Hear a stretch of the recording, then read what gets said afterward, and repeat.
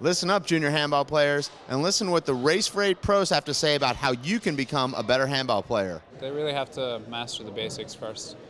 And it's definitely the first key point, and also to learn from great players, and not just great players, any player that has something unique to them that can also try it for their own, and just develop the game bit by bit. And as soon as you get all the basics correct, then you can start moving on to a bit more complicated stuff.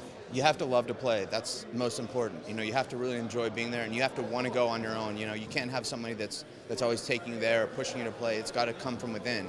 So the first step is loving it, and then the second step is to just continue to try and improve. Every time you play, try and make yourself better. And the better you get, the more fun this game is. So I encourage people just to go in there by themselves and practice. When they play people, enjoy it and try and get better. That's the fun of it.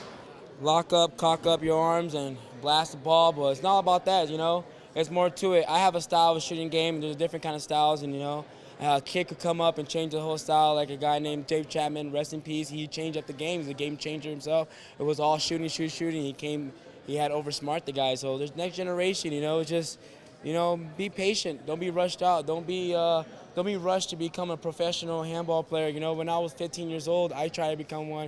It didn't happen. So it happened later on when after college, 19 years old, 8-20. So don't be rushed. It'll come, and just keep on practicing play. And it's a great venue. This is the spark that we're doing, and hopefully you guys will be involved with it. Be in shape. These tournaments are brutal when it comes to conditioning.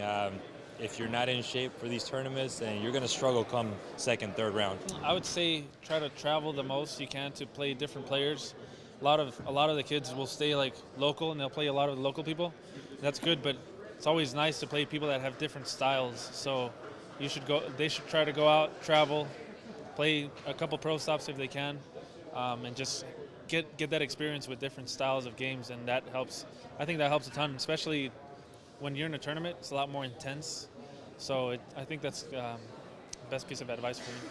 Stay in school, keep playing handball because the sport needs to live, and have a good time every time you go in the court and play and enjoy the game. I think the biggest thing is getting in shape, because not too many people perform the same way after 1 or 2 rounds.